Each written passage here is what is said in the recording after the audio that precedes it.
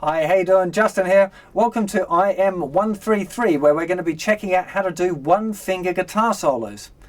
Now, I can see you're looking a little confused already there because you've just been spending loads of time learning the major scale and improvising with the major scale, and that uses 4 fingers, and now I'm suggesting that you do solos with just 1 finger. Well, why would you do that? Well, it's really important actually, and this is a really big concept, and one that will change how you improvise. And that is that a note sounds the same no matter what finger you use to play it. So if I pick the note C on the 3rd string, 5th fret, I can play it with my 1st finger, 2nd finger, 3rd finger, or 4th finger, and they sound exactly the same. Maybe there's a very slight difference because one finger is stronger than another or something. There might be some technical reason why they're slightly different, but for all intents and purposes, they sound the same. And it's a really important thing to realize that when you're doing a solo, that you don't have to stick to the same fingers that you learned when you're practicing scales. Because practicing scales is practicing scales. It's playing the notes of a scale in order up and down. And that's useful. It's a really good skill. It's important to be able to do it. But in the real world, when you're doing a solo, it doesn't matter what finger plays what note. Now this is a really important concept, and one that we're going to be working on right away. And what we're going to be doing is doing solos with 1 finger with the G major scale that you've just been practicing. And what this will do is kind of break you out of some of the muscle memory that you've got, because muscle memory is very important, a very necessary skill, which is that as you're practicing your scales up and down, your brain kind of builds this little pattern of what fingers have to move where in order to play the scale. So after a couple of weeks of practicing the major scale, you're probably not thinking too much really about what finger has to go where. You'll find that you can just play it up and down. Your muscles remember how to play the scale. Now, when you're doing a solo, you don't necessarily want your muscles to be making up the solo. You want your heart or your head or wherever it is that music comes from to be making up the solo, not the muscles kind of automatically going to those particular notes because they've practiced it a lot. So that's the other really important part of doing these 1-finger solos, is it kind of frees your mind up a little bit to be able to play notes that you hear.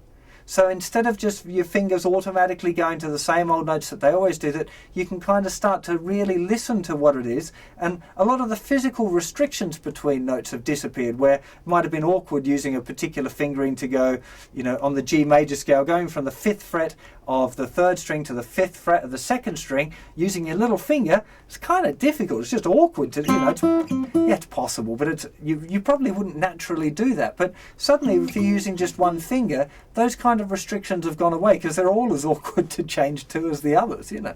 I want you now trying to experiment with just using 1 finger. Now, it doesn't really matter what finger. I'm going to suggest that you do it with your 1st finger for now, but later on you might want to explore using your 2nd finger, your 3rd finger, or even your little finger, just because each time you do it with a different finger, you might see it a little different, or explore it a different way, or come up with some sort of new crazy lick, and that's the kind of thing we're out for. So let's have a quick close-up at this.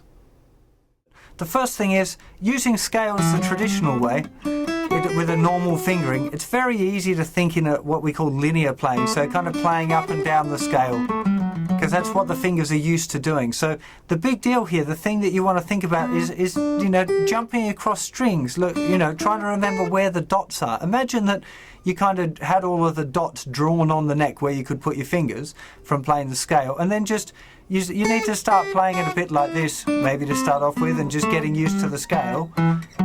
But as soon as you can do that, start thinking of jumping across the strings, because it sounds cool to do that. You know, this, and they sound nice. They're lovely little movements, especially where you would have had your little finger before. That would have been incredibly difficult, but now it's a lot easier to be jumping around like that. So really kind of pay attention to that. The other thing to think about is to really let your ear guide you. This is really important. You know, if you started the backing track with this note here, C, it's not a great note over the 1st chord, which is a G chord. It just tends to sound a little bit sour.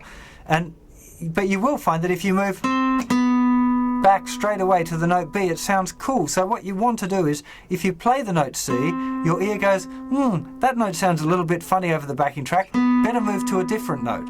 And if you try and get used to thinking that way, every time you play a note you go, and then you listen, and how does it sound against everything else that's going on? And do you need to get off it real quick, or is it a nice note? Oh, the chord's changed. Oh, now it sounds better.